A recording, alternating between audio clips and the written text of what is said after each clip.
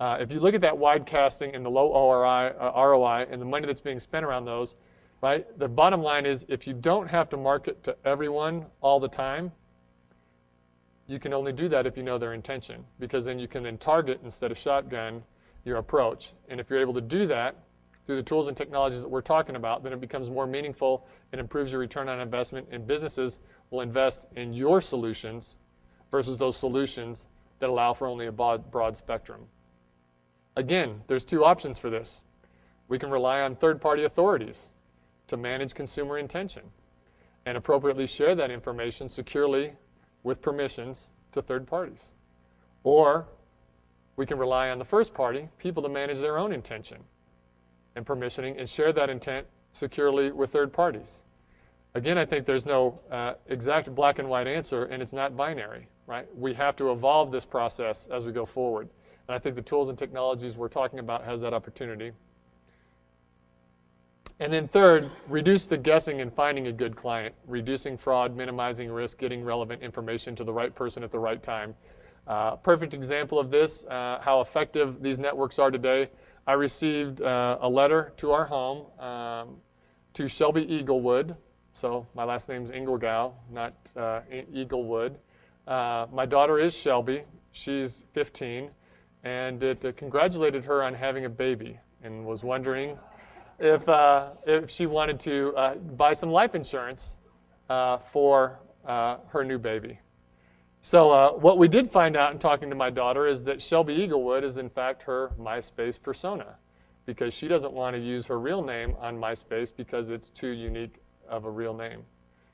So somehow in the ecosystem of information sharing, MySpace somehow believes that she had a kid, or somebody believes she had a kid, and tied it to her persona over there and sold it to another company who then decided to market to her to try to get her to buy life insurance for her kid that doesn't exist on a profile that only exists on MySpace. So lots of areas for opportunities for improvement as it relates to information sharing and to make appropriate decisions at the right time, because obviously those people who did have children might be interested in having insurance for their, life insurance for their child, or establishing a fund for their child and begin saving for their future. But it was the wrong message against the wrong identity at the wrong time. So it didn't work very well. So those three areas, again, I don't think this is a binary answer, but the opportunities and technologies that I'll discuss as we've been working with a variety of people on how we could solve this might move us in the right direction to reducing the inequity that exists between everything being third party today and moving it more towards a first-party model. So, users at the center of identity. That's really what we're talking about here. Us in this room as individuals taking control over our own information and our own identity and determining how best to use that, or tools at which we could integrate with in order to express our intention and provide information in response for a benefit. Some of the challenges that we face here, though, is what's your trusted third party, and how do you certify that I am, in fact, Chad Engelgau? There's no good platform to do that today. There's some great things with OpenID that are going to help us participate in that, potentially some tools or technologies like OAuth, but that's a big question that has to be resolved here. And I think the answer isn't that there'll be one authority, even though Microsoft fought for that with their passport, and Google's trying to take control of that through all their free services, and Facebook, of course, is trying to rule that through Facebook Connect and all the services that are provided outside of that profile. But I think the ultimate solution is going to have to allow for flexibility because of identity needing to go from being anonymous to creating valid profiles or personas into known identity that says, as a user, I need a tool or a technology or a platform that can allow me to point to a third party that can help verify who I am within context of what I'm doing. But I can control that.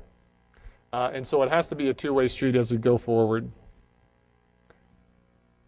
Again, as I mentioned, supporting a spectrum of identity. I don't think it's good enough to just always have to be certified or carry around, a passport or a virtual passport that can be, inspected at every entrance or port of authority before we go in. I know I was talking to I think it was Joyce and some others about if going online, if you had to go to your grocery store like you go online to buy things, the process that would have to happen, while going in and walking in and then stopping at the front door before you were allowed to go in because they had to know who you were because you had to log in the process, or you had to exchange some keys, or you had to agree. They had to sign you a contract that you agreed to all these things that were going to happen while you were in the store, and what you could see, or what you own and what you don't own based upon being in there. Very, very amusing, but critical that when we talk about supporting a spectrum of identity, you should be able to turn off the ability for people to recognize you or to know who you are so you can be anonymous. You should be able to create personas, whether that's your business persona, whether that's a social persona, whether it's associations with people you had in high school that may be different than the people you knew in college. Any of those things must be supported in this ecosystem we're talking about. And then finally, when you transition, for the sake of businesses and the sake of your own identity and the sake of your own credit, you need to be able to go to a trusted third party to be verified when that time comes, and be able to point to somebody who you can say can verify who you are so that you can expedite that process without going through a verification each and every time you want to get there. So supporting a spectrum of identity is critical.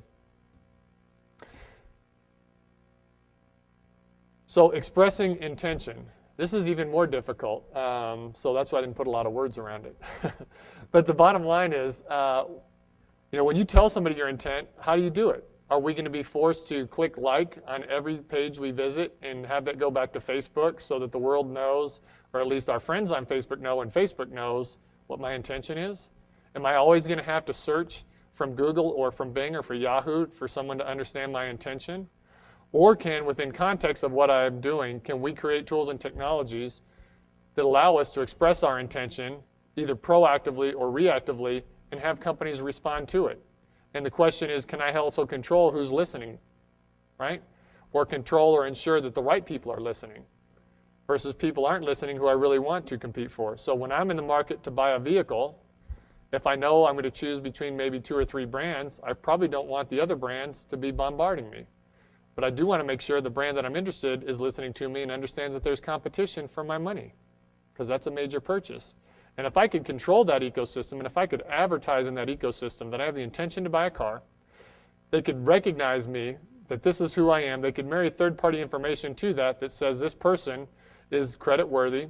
They fit this demographic. Here's the potential vehicles that they're interested in, whether expressed or show them a variety of things based upon, the market research that they've done, and be able to deliver that content to me in a meaningful fashion and in a way that I can turn that on and I can turn it off.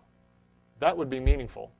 And I think the tools and technology we've been talking about here and some of the business rules engines around the Kynetx platform begin to allow us to do that effectively if it's married with the ability to recognize individuals and third-party information. I think it's critical for business success going forward. But expressing intention will be interesting. And responding to it is going to have to create new ecosystems and new competitive environments for it truly to be meaningful to people. When we talk about the information that's required, that's the challenge too. When we talk about, I'm going to be in control of my own information. Well, I can tell you, and many of you who have had to certify, whether you get your free credit check or some out-of-pocket authentication to verify who you are, there's a lot of information about me that I forgot. Sometimes I forget, what my bank account number is. I got to go pull up my bank statement because it's not important for me to remember the number, but it is important for me to verify who I am or where I lived or what kind of car I had before.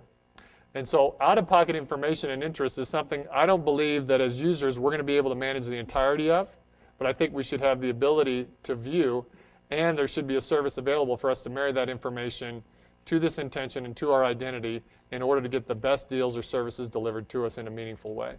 So this is just an example of information that we have as a company that we're considering marrying to this process as we look at the Kynetx platform.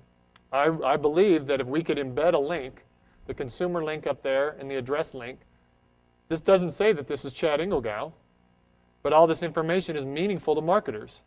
It tells you, where you live, so they can tell, what time of year it is. Lat-long geo, they can express through our Personix clusters what time of life I'm in so that I don't get information for little kids when I don't have little kids in my household.